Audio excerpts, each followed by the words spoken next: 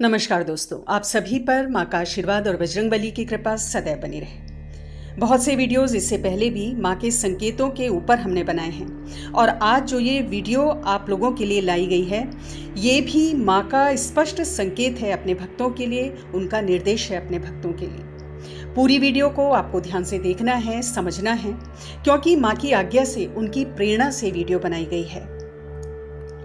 बहुत से लोग जो गुरु की खोज में भटक रहे हैं और जो माँ के समर्पित भक्त हैं, बहुत समय से माँ की सेवा में हैं, उन्हें ये वीडियो अवश्य देखनी है और माँ के संकेतों को समझना है, उनके निर्देशों का पालन करना है।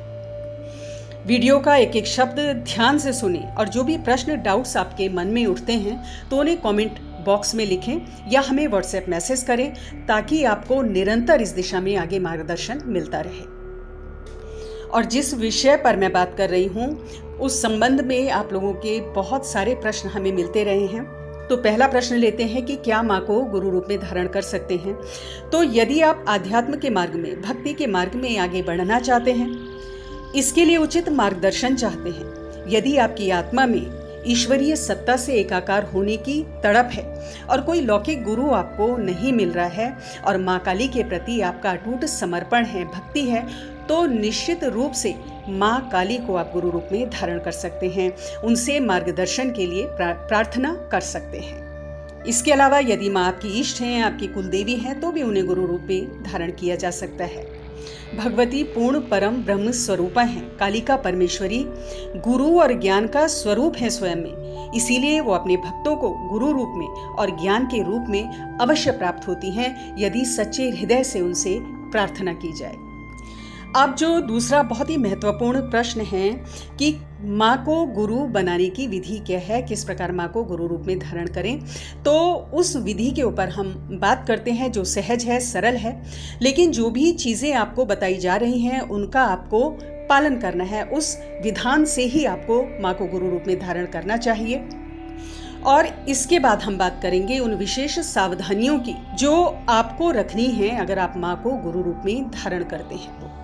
तो माँ को गुरु रूप में धारण करने के लिए जो सर्वश्रेष्ठ समय या मुहूर्त है वो है गुप्त नवरात्रि का प्रथम दिन। इसके अलावा किसी भी अष्टमी को या शनिवार को भी आप ये प्रक्रिया कर सकते हैं। गुरु धारण करने का समय माँ को प्रातः काल का होना चाहिए और विशेषकर ब्रह्म मुहूर्त में अगर आप ये प्रक्रिया करें तो सर्वोत्तम है। संध्या काल में या रात्रि काल में आपको ये प्रक्रिया नहीं करनी है। प्रातः काल का समय बहुत दिव्य मुहूर्त है और माँ की जो ऊर्जा है वो सौम्य स्वरूप में पूरे ब्रह्मांड में इस समय विद्यमान होती है। तो क्रम से मैं आपको बता रही हूँ, ध्यान से सुने। सर्वप्रथम तो जो मैंने दिन आपको बताए हैं उनमें किसी भी दिन सुबह सवेरे जल्दी उठकर स्नान आदि करके आपको स्वच्छ वस्त्र धारण करने हैं। वस्त्रों का रंग लाल रंग का, हल्के गुलाबी रंग का हो, और यदि लाल या गुलाबी रंग के वस्त्र नहीं हैं तो लाल दुपट्टा या लाल शॉल आप ऊपर से धारण कर लें। दूसरी चीज, एक तांबे के पात्र में आपको जल ले लेना है और जो आपका पूजा का स्थल है वहां पर इसको रख दें। अब आपको आचमन करना है। क्रीं बीज मंत्र बोलकर माँ का 3 बार आपको आचमन करना है और फिर अपने हाथ को आपको धो लेना है।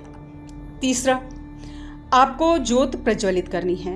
तो कौन सी ज्योत जलेगी इस बारे में मैं आपको बता दूं कि जो भी ज्योत आप पहले से ही माँ की सेवा में, उनकी पूजा में जला रहे हैं वही ज्योत रहने दें। तिल के तेल की जला रहे हैं तो तिल के तेल की रहने दें। देसी घी का जला रहे हैं तो वो आप जला सकते हैं। इसके अलावा एक सरसों के तेल का दीपक आप माँ के समक्ष अलग से प्रज्वलित कर दें। अब माँ का पंचोपचार पूजन करेंगे। धूप, दीप, अक्षत, पुष्प, कुमकुम माँ को अर्पित करेंगे। भोग माँ को लगाएं। भोग में 2 लौंग, 2 बताशे और कोई भी मीठा भोग माँ को अर्पित करें। सूजी का हलवा माँ को आप अर्पित कर सकते हैं या मखाने की या चावल की खीर माँ को चढ़ाएं।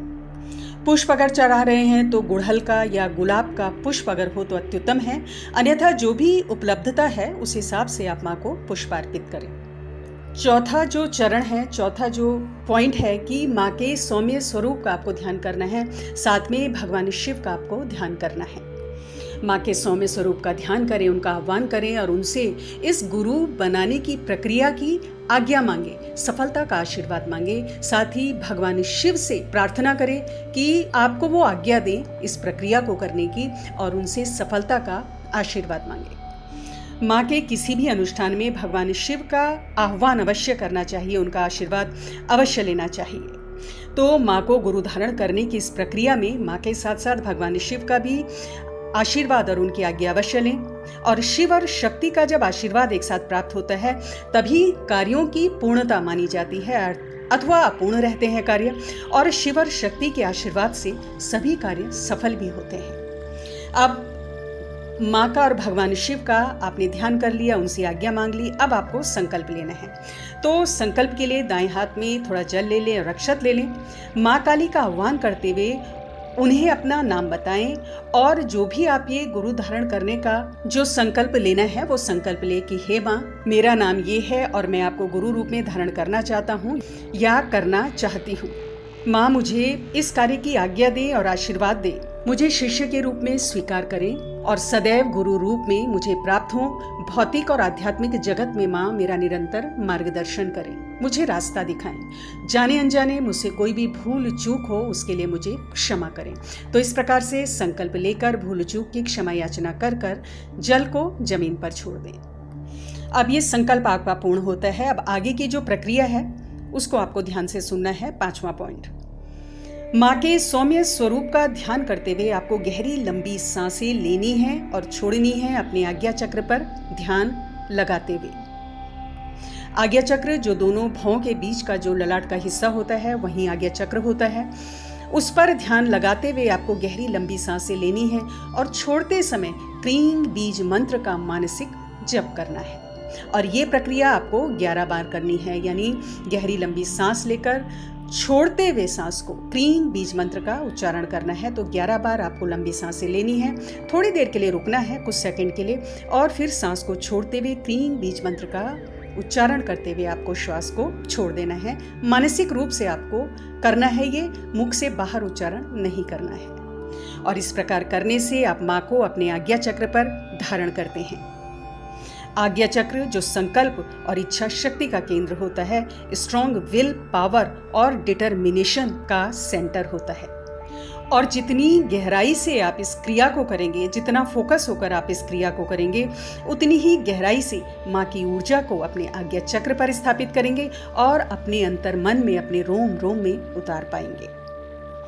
अब 6वां जो कार्य करना है, अपने सहस्रार चक्र पर आपको ध्यान केंद्रित करना है। सहस्रार चक्र अर्थात जो हमारे सर में तालू वाली जगह होती है वहाँ पर, जिसे क्राउन चक्र कहते हैं। तो यहाँ पर भी आपको ध्यान केंद्रित करते हुए माँ के सौम्य स्वरूप को यहाँ स्थापित करते हुए अपने इस स्थान पर, क्राउन चक्र पर आप कल्पना करें, इस तरह से विजुलाइज करें कि माँ का सौम्य स्वरूप वहाँ स्थित है। पुनः लंबी श्वास लेनी है, थोड़ा सा होल्ड करना है, उसे रोकना है, रिटेन करना है। फिर श्वास को छोड़ते समय क्रीं बीज मंत्र का मानसिक जप करना है। 11 बार आपको ये करना है। और इस प्रकार माँ की ऊर्जा को, उनके माँ काली का जो तत्व है उसको अपने सहस्रार चक्र पर आपको धारण करना है। उस गुरु तत्व को अपने सहस्रार चक्र पर स्थापित करना है। 11 बार गहरी लंबी सांसें लेते हुए 1-2 सेकंड के लिए रुककर फिर श्वास को छोड़ते हुए। और ये जो सहस्रार चक्र है ये दिव्य ऊर्जाओं का द्वार है, जहाँ से दैवीय ऊर्जाओं से आप कनेक्ट करते हो। तत्पश्चात अपने अनाहत चक्र यानी हृदय चक्र पर आपको ध्यान करना है और यही प्रक्रिया आपको पुनः 11 बार करनी है। माँ को अपने हृदय में, जो शिव तत्व है, आनंद का स्थान है, वहाँ पर माँ की ऊर्जा को स्थापित करना है। 11 बार गहरी लंबी सांसें ऊपर लेकर 1-2 सेकंड के लिए होल्ड करके पुनः श्वास को छोड़ते हुए क्रीं बीज मंत्र का उच्चारण करते हुए माँ की ऊर्जा को, उस काली तत्व को, उस गुरु तत्व को अपने हृदय में आपको धारण करना है। और इस प्रकार करने के बाद जो गुरु मंत्र है उसका आपको जप करना है। और जो माँ काली का गुरु मंत्र आपको जप करना है, ओम क्रीं कालिकाय नमः, ओम क्रीं कालिकाय नमः। क्रीं का यूज करना है, क्रीं बीज मंत्र, ओम क्रीं कालिकाय नमः। और इसकी 11 माला आपको 21 दिन तक जपनी है।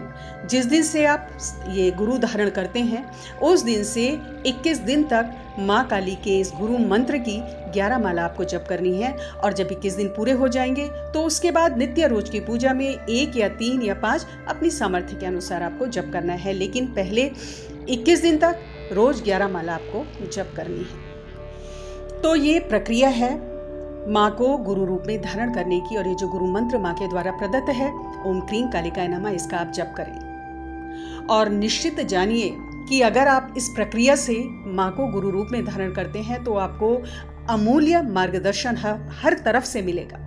स्वयं माँ आपको मार्गदर्शन देगी। अब इसमें प्रश्न ये है कि जो नित्य पूजा का क्रम है वो किस प्रकार करना है। तो गुरु मंत्र आपको सर्वप्रथम पढ़ना है। जब आप नित्य पूजा में बैठेंगे तो सर्वप्रथम आपको माँ काली का जो गुरु मंत्र है, ओम क्रीं कालिकाय नमः, इसका जप करना है। जब आप दीपक और पंचोपचार पूजन आदि कर लेते हैं तो गुरु मंत्र का जप करना है। उसके बाद गणेश पूजन करना है, ओम गंगणपति नमः की 1 माला। उसके बाद ओम नमः शिवाय, इसका जप करना है। तत्पश्चात माँ दुर्गा और माँ काली का आह्वान करते हुए ओम ऐं ह्रीं क्लीं चामुंडाय विच्चे, इस मंत्र की 1 माला जप करनी है। फिर बटुक भैरव की 1 माला जप करनी है, ओम बटुक भैरवाय नमः। और फिर हनुमान जी का पाठ या हनुमान चालीसा, चाहे तो हनुमान चालीसा पढ़ें, या ओम हम हनुमते नमः, इस मंत्र की 1 माला आपको जप करनी है। अब बात आती है गुरु दक्षिणा माँ को चढ़ानी है, क्योंकि निश्चित रूप से जब माँ से हम इतना मार्गदर्शन मांग रहे हैं, उनकी सुरक्षा मांग रहे हैं, तो एक तो गुरु दक्षिणा के रूप में सर्वप्रथम हमें ये संकल्प लेना है कि अपनी गुरु भक्ति संपूर्ण समर्पण के संग अटूट होकर करेंगे। लेकिन इसके अलावा आपको कुछ चीज़ें माँ के मंदिर में चढ़ानी है। तो आपको एक तो चुनरी और श्रृंगार का सामान और एक पानी वाला नारियल माँ को मंदिर में अर्पित करना है। कोई भी आप मंदिर माँ का है वहाँ अर्पित करें, और साथ में वस्त्र माँ को अर्पित कर दें अगर सामर्थ्य है वस्त्र की। 11 रुपये माँ को गुरु दक्षिणा जरूर रखनी है। और अगर आसपास मंदिर नहीं है तो घर में जो माँ की मूर्ति या तस्वीर है वहीं ये सब चीज़ें अर्पित कर दें। और जैसे ही आपको समय और अवसर मिले तो ये सारी चीज़ें माँ के मंदिर में जाकर आप अर्पित कर दें। और कुछ सावधानियां बहुत जरूरी हैं। सात्विक आहार विहार होना चाहिए। छल कपट दिखावे से दूर रहें। मांस मदिरा का सेवन ना करें। लहसुन प्याज का सेवन यदि आपके घर में होता है तो उसमें कोई मनाही नहीं है, लेकिन अगर लहसुन प्याज आप छोड़ दें तो सर्वश्रेष्ठ है। और समय समय पर शनिवार को कन्या पूजन, 1 या 2 कन्याओं का पूजन और उन्हें दक्षिणा आरती आपको देते रहना चाहिए। महीने में 1 बार या 2 बार अपनी सामर्थ्य के अनुसार। तो दोस्तों, ये ही माँ की इच्छा है और यही माँ के निर्देश हैं जो मैंने आप तक पहुँचाए हैं। कोई भी डाउट्स आपके मन में है तो ज़रूर मुझे बताइए। उसका प्रत्युत्तर, उसके संबंधित मार्गदर्शन आपको अवश्य दिया जाएगा। अगली वीडियो में बहुत जल्द मिलती हूँ। तब तक के लिए अपना ध्यान रखें, स्वस्थ रहें, खुश रहें, मस्त रहें। जय माता दी, जय बजरंग बली।